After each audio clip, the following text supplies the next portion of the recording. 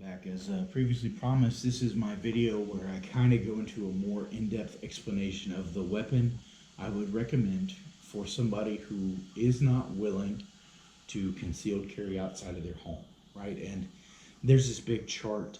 James Yeager did a really awesome video on like the how to pick the weapon that best suits your needs. I really recommend checking him out. He's with Tactical Response. He's absolutely phenomenal. He's got a lot of really great videos. He's a really awesome instructor. He's way better than I am. But this is my rendition on what I think you should get. Right. So the first thing I'm going to say is quality comes at a quality price, and that's not true for everything, but for most things in the firearm world, it is completely true. And so, when you look at really high quality weapons, they don't change that much with price when the stuff like what's happening right now happens. Like Rifle Dynamics AKs, I don't think they've went up at all. Arsenal AKs, I don't think they've went up at all. Most Sig Sauer weapons, I don't think they've changed in price. And then like Midwest Industries, like those guys are awesome. They make great stuff. I don't think their prices have changed hardly at all. I mean, with the exception of like for shipping and then the wait time, of course. But I don't think their prices have gone up too much. And what I'm trying to say is, you know, if you're looking at a $500 rifle and it's $1,200 now, it's probably a piece of shit.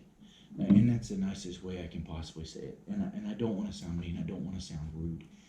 But that's pretty much the truth. Manufacturing costs don't really go up, right? It's a back order, and then it's them trying to fill the need, and then it's those companies realizing that they can make more money. And like we live in a capitalist society, so like good on them. They're doing what they were created to do, right? Which is make money selling firearms. I can't knock them for that. But what I can say is if you're looking at like an HK variant of the 416 for the civilian model, right? Like that was a $3,800 gun a year ago, and it's like a $3,875 gun now.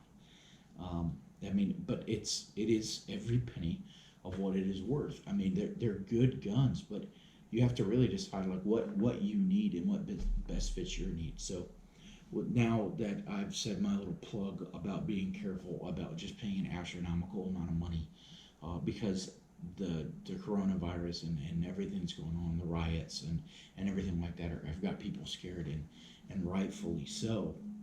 Um, we'll go into my recommendation. So one, I would think that you should consider getting a weapon to conceal carry. I mean, I really do. And if you watch my other video, a Glock variant, right, a polymer frame, striker fire, double stack 9mm.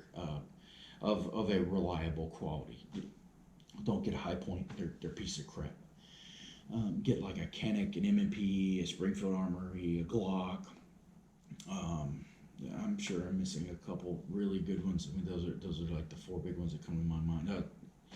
Smith and Wesson, like anything from their line of M&Ps. Those are all pretty okay handguns. I mean, some of them are ugly, they're clunky, but they're all pretty decent quality.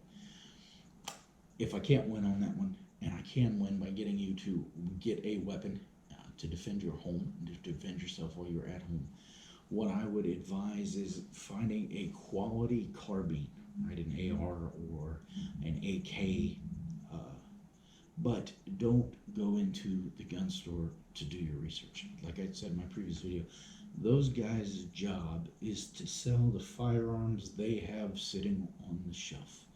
It's not necessarily to get you the best fit for your needs. It's not necessarily to get you the best weapon available for the money.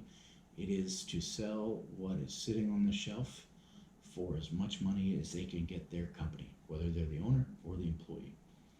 So if you are going to go down the AK or the AR route, I would advise doing research, right? Like there's a lot of really good gun reviews on YouTube. There's a lot of really good firearms blogs. There are articles, like there are magazines that all they do is review guns, and then you can really get a quality feeling. And don't look for somebody that's paid to have an opinion, right? Like I have a Springfield, or correction, a Smith and Wesson M, a Sig Sauer M400, right? I'm not paid. I don't have any. All of my weapons I purchased, right? I've had great luck out of that weapon. I think I paid $1,100 for it. It came with a red dot. It came with an MOE vertical foregrip. It came with the flat face trigger from Sig Sauer, and I think I put, I don't know, 900 or 950 rounds through it since I bought it about a year ago. Most of them were in the same day. I bought it. We went to the range the next day. I had absolutely no malfunctions, no stoppages. We didn't clean it during the range day. I cleaned it afterwards. I probably put another 60 rounds through it since then. Um, and it's been just a phenomenal AR, right? It's a mid-length gas block with a stainless steel barrel on it.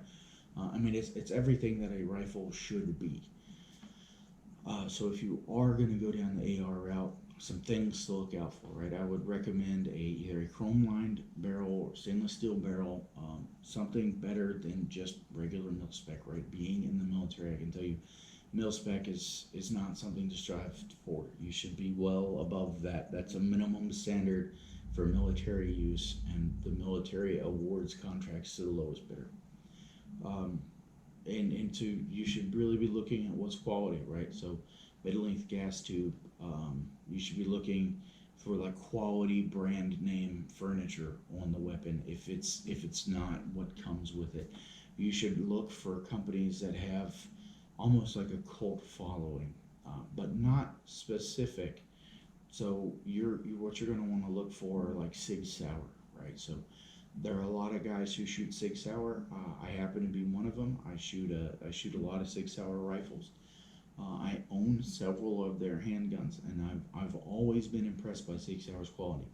Now that being said, I don't only own Sig Sauers, so my cult following with Sig Sauer is pretty much limited to the quality of their firearms. I think they do some really good stuff. I think they're right at where the curve is for what's popular, and the technology. They're really good at keeping up with it. But also, like a lot of stuff from Smith and Wesson is really high quality too. Um, there's a few other companies that are making some really good stuff right now, but what you need to look for is, does the price match what you need it to do, match the quality of the firearm? And again, like, your research is going to tell you that, right? You can go into a gun store and you can know exactly what you're looking for. And you need to do that, right? You might want to test it out. You might want to go to a range and rent it to shoot it. But before you purchase it, you should really have a thorough understanding of what it is that you're getting. And if you can't answer those questions, you should really just wait. I mean, now it's like your smartphone has more technology in it than we put somebody on the moon with. Before you go out and spend a quality carbine, by the time you put a light on it, by the time you put an optic on it, you're going to be pretty close to $2,000. But with your sling and your spare magazines and all kinds of other, like, all the stuff that comes with buying, you're gonna be right around $2,000 for like a decent quality of AR. And there's just not really any way around that. I think I'm in my M400 right at 1,600.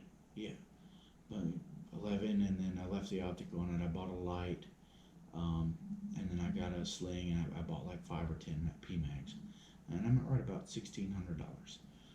And that's about the cheapest I would say I've gotten a quality setup for a rifle. And again, I'm not completely sold on it yet. 950 rounds is not enough to really have a solid understanding and opinion.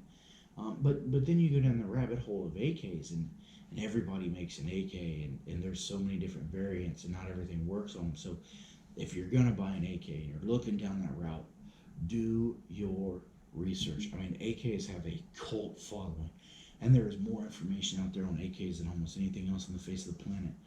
Um, so if that's the route you're going to take and that's what you're going to do, that's fine. But understand what you're getting.